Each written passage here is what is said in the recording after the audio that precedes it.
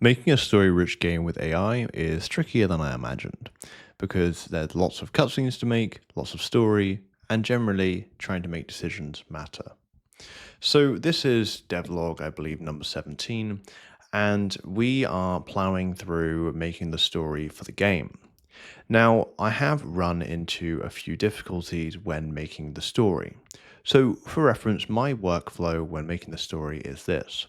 I have one GPT with like conversation, which is focused on making the dialogue and the cutscenes, where I feed it ideas, it fleshes out the story, and we sort of brainstorm and chat back and forth just to make sure the story is looking the way I want it to. I then have a few other GPTs, some which will make cutscenes for the game, some that will make backgrounds, some that will make the combat backgrounds, and I've even got some that make the new character portraits. And this is all well and good, except it gets to the point where with a story-rich game, I'm wanting to make lots of cutscenes. So with story-rich games that I played, typically speaking, a lot of the time you're going to have, maybe you might have a few cutscenes, which obviously people will draw.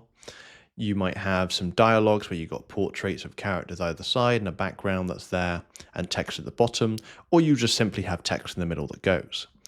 Now, with my ability to use AI to make lots of cutscenes and really visual moments, it's in my best interest that if I want to make a very story-rich and engaging story, I want to make lots of images.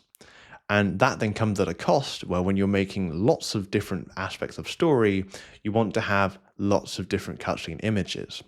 So I'm constantly in a state of being ahead when I'm making the actual cutscenes and dialogue, but being a bit behind when I'm making the images and such, because the images take a bit longer to make sometimes. And sometimes they're not as I guess the way I want them. So that's the constant challenge of balancing between that. Now, at the moment, I'm focusing on making the council member story. So, to give you a bit of context, the idea is that you play as a betrayed commander, and you basically are aiming to take revenge against the Council of Seven, who have betrayed you and are basically, effectively have betrayed you and betrayed the kingdom, and each one of which you can face and confront, where eventually you get the choice to either kill them or spare them, and depending on what you do with that depends on how the game and the story shifts. Now, each of the council members will have, again, their own story, and the idea that each council member has 3 sequences of stories, where when you visit a certain area, you play through sequence 1, there's different cutscenes, dialogue, maybe you have a few fights that you have. Once that sequence is done, you're then taken back to the main map. And when you go and visit that place again, you then go through sequence 2 and so on and so forth. Now, so ideally, I'm making about 3 sequences per council member. However, the challenge then is, well, if I want to make it a story-rich game, ideally I want the players to make decisions that shape the story. So then it's a matter of, okay, well, if players are going to make a decision, then surely I want to branch off the story so that those decisions influence the story like properly, and it's not just the small little change in dialogue.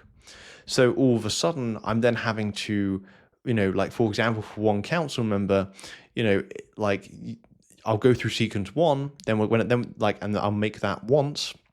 Then I go to sequence 2, and all of a sudden I've then got, I don't know, an infiltration decision like route, or like a different route, right? And if I pick one route, I meet this character and I go across here. But if I pick this route, I meet this character, and so on and so forth.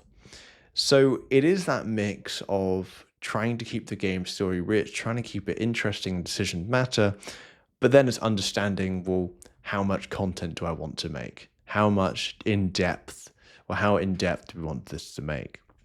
So that's the issue I've been struggling with. However, we have been keeping at it. We have been focusing on it. At the time of recording, I've completed 3 out of the 7 stories for the council members, and I'm focusing on just making them. I'm trying not to procrastinate or think about them too much. I just want to make something of a story for each one so that I can later go back and refine anything that I do. Once I've made the story, the plan then is to go back to the actual coding aspects and start linking things up and making sure that is working. Because with my deadline of aiming to get the full game out by December, whether that's early December, mid, or late, I'm just not sure. I do want to make sure that I get it released by the end of this year.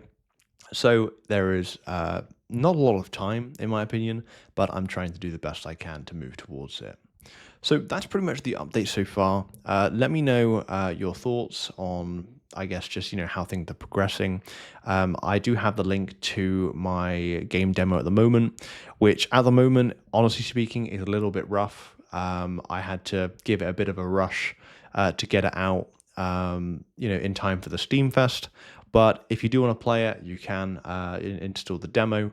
But with that said, hope you enjoyed, and I'll chat soon.